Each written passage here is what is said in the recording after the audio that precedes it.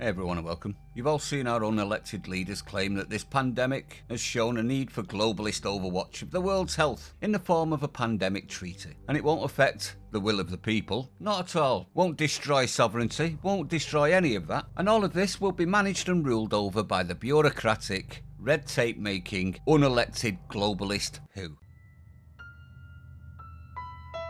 The core is one, and I can behold the tide.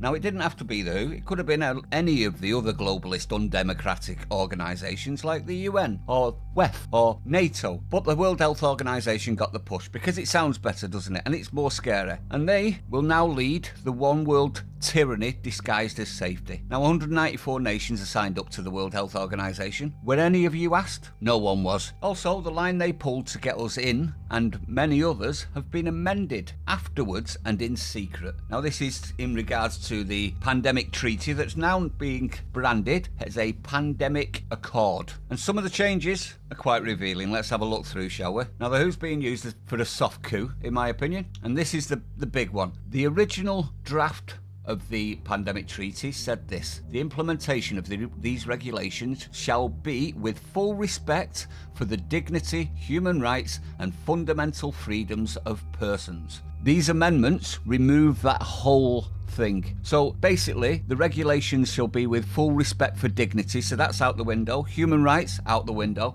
and fundamental freedoms also out of the window. Next up, binding. No longer recommendations, required only a declaration of PHEIC. So effectively, if the WHO suspect there may be a pandemic coming, they can enact this pandemic accord, put everybody into emergencies, and then systematically tyrannize everybody. And the next bits will prove that. What that power will give them is this: enforced surveillance, so they're going to watch you like China. Then censorship that must be enforced, so even more silencing of critics. Does this sound like freedom to you? Does this sound like something you would need to do for a pandemic? Or does this sound like something that you would have to do if you wanted to, I don't know, control every aspect of your life? Next up, we've got reduced regulation of vaccines and drugs. So in other words, instead of having to go through the trials and make sure that it's not going to kill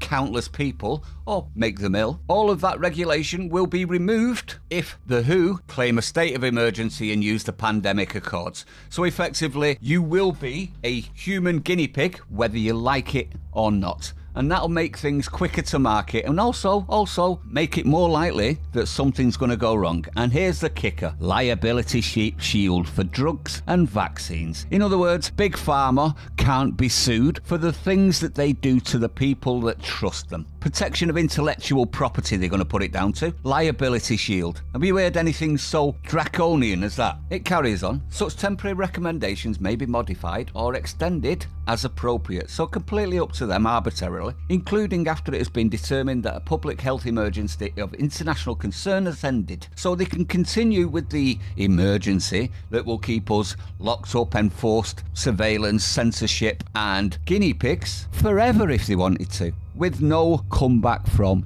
you. Absolutely disgraceful, this, isn't it? And our leaders, I say leaders, they're not leaders, are they? They were placed there by others. No one voted for Sunak, and no one voted for what he's doing either.